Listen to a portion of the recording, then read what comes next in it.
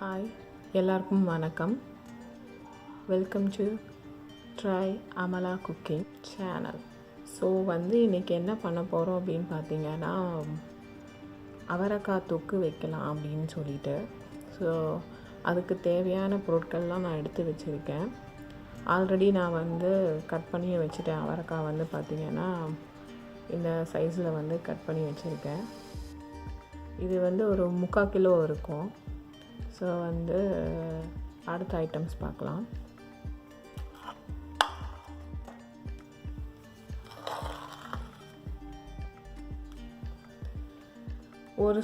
ஒரு table spoon அளவுக்கு பூண்டு நான் கட் பண்ணி சாப் பண்ணி எடுத்து வச்சுருக்கேன். அதே அளவுக்கு இஞ்சியும் சாப் பண்ணி எடுத்து வச்சுருக்கேன். பச்சை மிளகா நீட்டு வாக்கில் கட் பண்ணி 2 எடுத்து வச்சுருக்கேன். அப்புறம் வெங்காயமும் குட்டி குட்டியாக பொடியாக கட் பண்ணி எடுத்து வச்சுருக்கேன். வெங்காயம் எவ்வளோன்னு பார்த்திங்கன்னா, அது ஒரு பெரிய வெங்காயம் சைஸு. நம்ம ஊர் வெங்காயம் சைஸு பார்த்திங்கன்னா 2 இருக்கலாம். ஸோ நான் இந்த ஊரில் நல்லா பெருசாக இருக்கும். ஸோ அதனால் பெரிய வெங்காயம் ஒரு கட் பண்ணி வச்சுருக்கேன். அதேமாதிரி தக்காளியும் அதே அளவுக்கு சரி சமமாக எடுத்து வச்சுருக்கேன் கட் பண்ணி. அப்புறம் கொத்தமல்லி. என்கிட்ட கருவேப்பிலை இல்லை. ஸோ அதனால் கருவேப்பிலை இல்லாமல் தான் இன்றைக்கி சமைக்க போகிறேன். உங்கள்கிட்ட கருவேப்பிலை இருந்ததுன்னா அது போட்டுக்கோங்க. அப்புறம் தேங்காய் துருவல். இது ஆப்ஷனல் தான். நீங்கள் வேணுன்றவங்க போட்டுக்கோங்க துருவி. இல்லை அப்படின்னாக்கா வேண்டாம், அந்த டேஸ்ட் பிடிக்காதவங்க வேண்டான்னு சொல்லிட்டு விட்டுடலாம். அது கடைசியாக தான் நம்ம சேர்க்க போகிறோம் செஞ்சுட்டு. ஸோ அதுதான். அதுக்கப்புறம் என்ன, தாளிப்புக்கு எண்ணெய், கடுகு, ஜீரகம். இது கருஞ்சீரகம். இது தாளிப்புக்கு நான் எல்லாத்துக்குமே போடுவேன். ஆக்சுவலாக இது ரொம்ப நல்லதுன்னு சொல்லியிருக்காங்க. ஸோ அதனால் நான் தாளிப்பு சும்மா கொஞ்சமாக போடுவேன். அப்புறம் உப்பு, இவ்வளோதான். அப்புறம் காரத்துக்கு மிளகாத்தூள் நான் இது ஒரு 1.5 ஸ்பூன் போட்டால் போதும். அப்புறம் மஞ்சத்தூள் இது ஒரு 1/2 ஸ்பூன் இருந்தால் போதும். வாங்க எப்படி சமைக்கலான்னு பார்க்கலாம். இப்போ நான் ஸ்டவ்வை ஆன் பண்ணிவிட்டு பேன் எடுத்து வச்சுருக்கேன். எண்ணெயும் ஊற்றியிருக்கேன். நம்ம இது காஞ்சிருச்சுன்னா நம்ம கடுகு போட்டுக்கலாம். சும்மா ஒரு 1/2 ஸ்பூன் போட்டால் போதும்.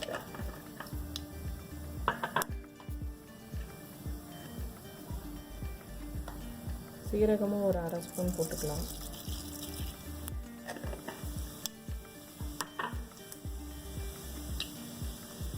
இது கருஞ்சீரகம். சும்மா ஒரு 1/4 ஸ்பூன் இருந்தால் போதும்.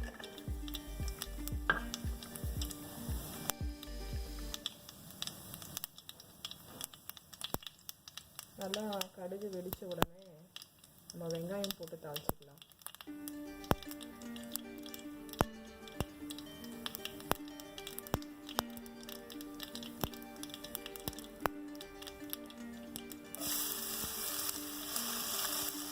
பச்சை மிளகாவும் போட்டுட்டேன்.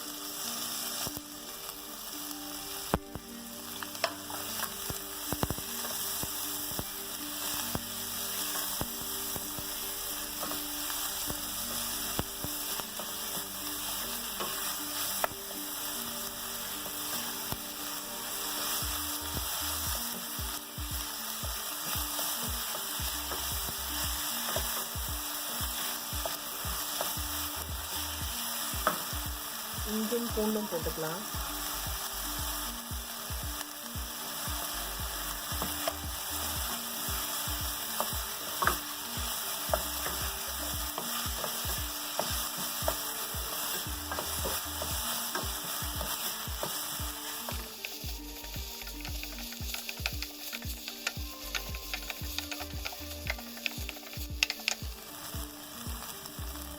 இப்போ தக்காளி போட்டுடலாம்.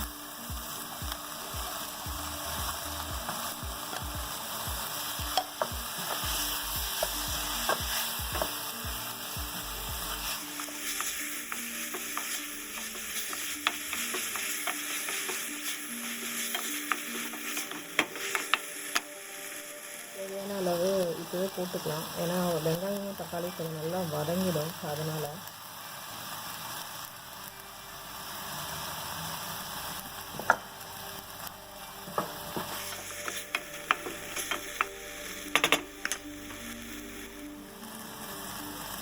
சும்மா வதங்கட்டும். அது வரைக்கும் சும்மா நம்ம லிட்டை போட்டு க்ளோஸ் பண்ணி வைப்போம்.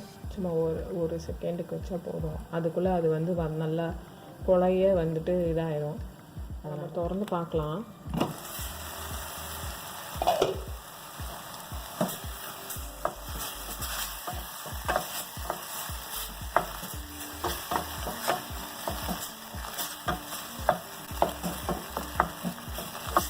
ஸோ இந்த அளவுக்கு நல்லா மசிஞ்சிடும் தக்காளி.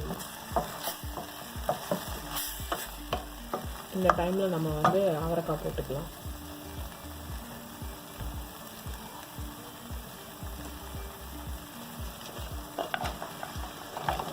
நீங்கள் அவரைக்காய் இன்னும் வந்து குட்டி குட்டியாக கட் பண்ணணுன்னாலும் கட் பண்ணிக்கலாம்.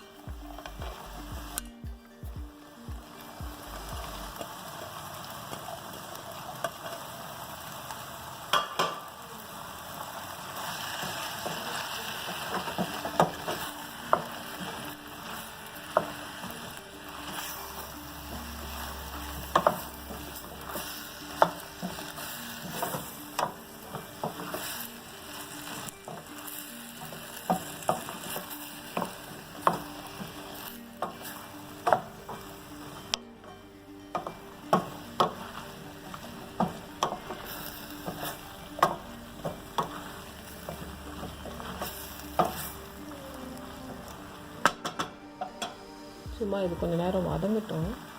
ஒரு 1 நிமிஷம் வதங்கினா போதும்.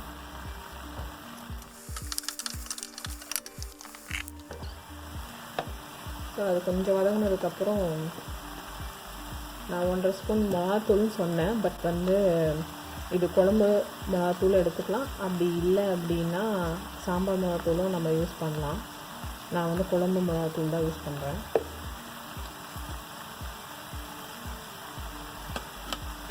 ஒன்றரை ஸ்பூன் சொல்லியிருந்தேன். சிலர் வந்து காரம் எடுத்துப்பாங்க. ஸோ வேணுன்றவங்க கொஞ்சம் கூட அதிகமாக போட்டுக்கலாம். நான் மஞ்சத்தூள் அடுத்தது மஞ்சத்தூள் போடுறேன்.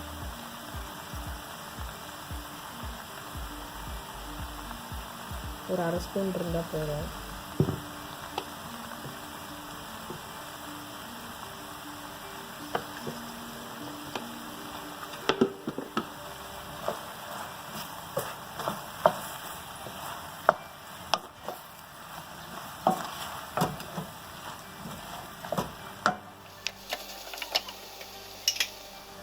ஆல்ரெடி நம்ம வந்து உப்பு போட்டாச்சு. ஸோ வந்து இது ஒரு 2 பெரட்டிட்டு நம்ம என்ன பண்ணலாம், தண்ணியை வந்து ஆட் பண்ணலாம்.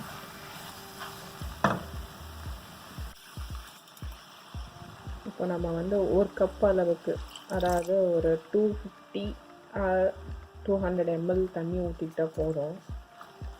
இது ஸ்லோவாக வச்சுட்டு சிம்மில் வச்சுட்டு தான் நம்ம வந்து வேக வைக்க போகிறோம்.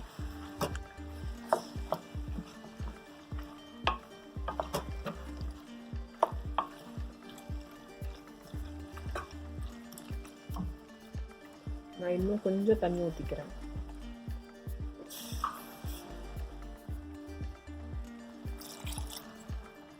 ஒரு 200லேருந்து 250 ml வரைக்கும் நீங்கள் தண்ணி ஊற்றிக்கிட்டா போதும்.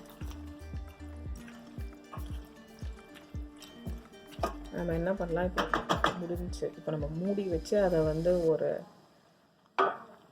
5 to 7 minutes வந்து குக் பண்ண போகிறோம். லிட்டை க்ளோஸ் பண்ணியாச்சு. ஸோ வந்து ஒரு 7 minutes கழித்து நம்ம வந்து பார்க்கலாம். நடுவில் ஒரு வாட்டி நம்ம வந்து திறந்து பார்த்து கொஞ்சம் கிண்டி விட்டுக்கலாம்.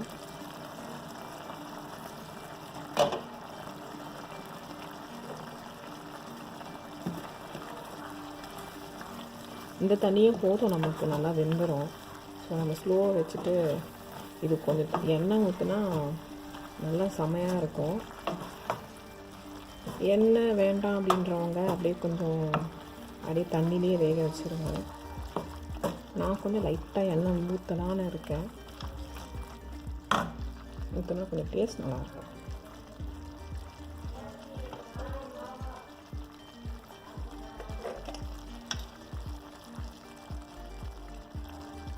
ஒரு 2 டேபிள் ஸ்பூன் ஊற்றுறேன்.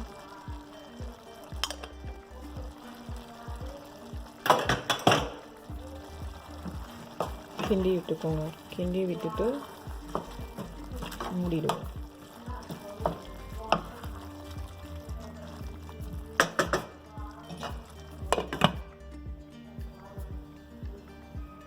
மூடி வச்சாச்சு. கொஞ்சம் நேரம் வேகட்டும், அப்புறம் பார்க்கலாம். இது 3வது வாட்டி ஆக்சுவலாக வந்துட்டு திறக்கிறேன். நான் நடுவில் 2 தடவை கிளறி விட்டுட்டேன். அப்பப்போ கொஞ்சம் நம்ம வந்து திறந்து பார்த்து கொஞ்சம் கிண்டி விட்டுட்டோம்னா நல்லது, ஏன்னா தீஞ்சிடக்கூடாது.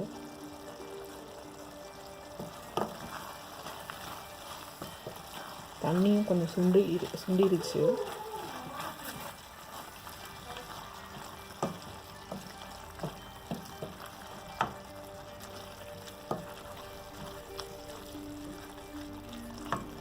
வெந்துருச்சான்னு பார்க்கலாம். இன்னும் கொஞ்சம் வேகணும். இன்னும் கொஞ்சம் வேகட்டும். ஒரு 3 மினிட்ஸ் இருந்தால் போதும்னு நினைக்கிறேன்.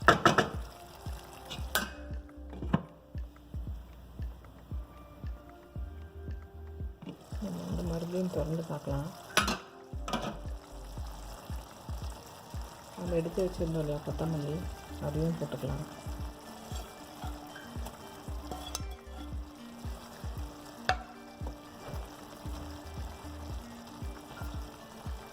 அப்புறம் நான் எடுத்து வச்சுருந்த தேங்காய் துருவல்,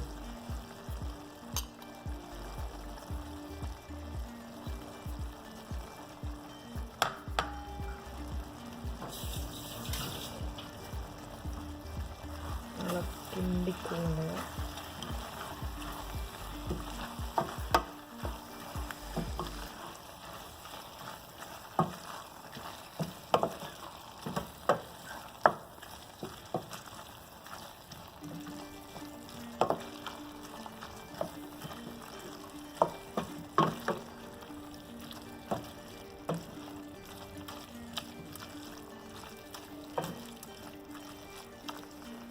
கிட்டத்தட்ட நம்மளோட அவரைக்காய் தொக்கு ரெடி.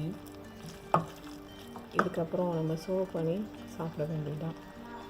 நான் வந்து இதோட பருப்பு கீரையும் வச்சுருப்பேன். இதோட என்னெல்லாம் சாப்பிட்லான்னு பார்த்தீங்கன்னா, சாம்பார், ரசம், கீரை மசியல் கூட அதெல்லாம் வச்சு சாப்பிட்டிங்கன்னா ரொம்ப நல்லாயிருக்கும்.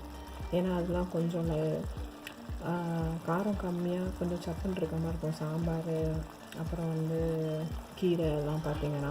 ஸோ அதோடு இது கொஞ்சம் காரமாக கொஞ்சம் நல்லாயிருக்கும். இது வச்சு சாப்பிட்டிங்கன்னா ரொம்ப காம்பினேஷன் வந்து ரொம்ப நல்லாயிருக்கும். ஸோ வந்து சர்வ் பண்ணி காட்டுறேன். ரெடி ஆகிடுச்சு. ஸோ வந்து இது என்னன்னு பார்த்தீங்கன்னா, கீரை மசியல், அதாவது பருப்பு கீரை போட்டு செஞ்சுருக்கோம். ரைஸ், அப்புறம் நம்ம செஞ்ச அவரைக்காய் தொக்கு. ஸோ இதோட சாப்பிட்டோன்னா செமையாக இருக்கும். சாப்பிட்டு பாருங்கள். அப்புறம் உங்களோட கமெண்ட்டும் சொல்லுங்கள். பிடிச்சிருந்தா ஷேர் பண்ணுங்கள், லைக் பண்ணுங்கள், சப்ஸ்கிரைப்பும் சேர்ந்து அதோட பண்ணிவிடுங்க. So thank you.